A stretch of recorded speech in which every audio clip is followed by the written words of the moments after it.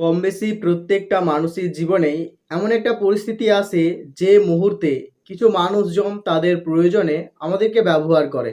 আর প্রয়োজন মিটে গেলে তারা আমাদের খোঁজ খবরটুকু নেয় না। তারা আমাদের ভালো মন্দ কেমন আছি না আছি সেটুকু দেখার সুবিধা তারা মনে করে না।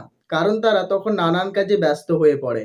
আর সেই সব কাজে ব্যস্ত হয়ে যাওয়ার দরুন আমাদেরকে ভুলে যায়। আর জীবনের এই মুহূর্তে আমরা খুব কষ্ট পাই, আমাদের মন খারাপ হয়, আমরা এটা ভেবে আরো দুঃখিত হয়ে পড়ি এবং আমাদের মন আরো বেশি খারাপ হয়ে যায় যে যাদের প্রয়োজনে আমরা ছিলাম, যাদেরকে ওই বিশেষ মুহূর্তে আমরা সাহায্য করেছি, আজ যখন সে সেখান থেকে পরিত্রাণ পেয়ে গেছে, আজ আমার কথা ভুলে গেছে। এই ভাবনাটা প্রত্যেকটা মানুষের মধ্যেই আসাটা স্বাভাবিক।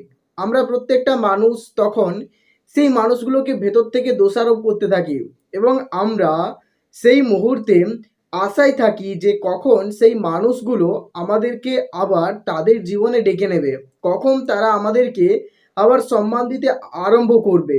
যখন এটা হয় না তখন তাদের প্রতি আমাদের বিদ্বেষ মনের মধ্য থেকেই বাড়তে থাকে এবং আমরা ভেতর থেকে একটা কষ্ট পাই, যে কষ্টটা আমরা কাউকে প্রকাশ করতে পারি না, যে মন খারাপের কারণগুলো কারোর সঙ্গে শেয়ার করতে পারি না, যে মন খারাপের কারণটা আমাদের মনের মধ্যেই থেকে যায়। জীবনে এই রকম পরিস্থিতির মুখোমুখি কম বেশি সবাই হয়ে থাকেন। আর জীবনের এই রকম পরিস্থিতিতে এই রকম ভাবনাগুলো আসাটাই স্বাভাবিক। কিন্তু আমাদের প্রত্যেকের মনে রাখা উচিত যে এই পৃথিবীতে কেউ কখনো কারোর প্রকৃত সম্মান দেয় না তার কাজ মিটে গেলে। তাই আপনি তাদেরকে ঠিক ততটাই সাহায্য করুন যখন আপনার তাদের জীবনে দরকার নেই।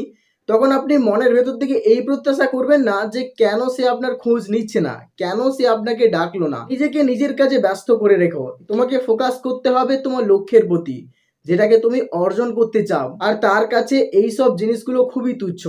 আমাদের প্রত্যেকের জীবনে মন খারাপের হাজার কারণ আছে, আমাদের প্রত্যেকের জীবনেই ডিপ্রেশনের হাজার কারণ আছে।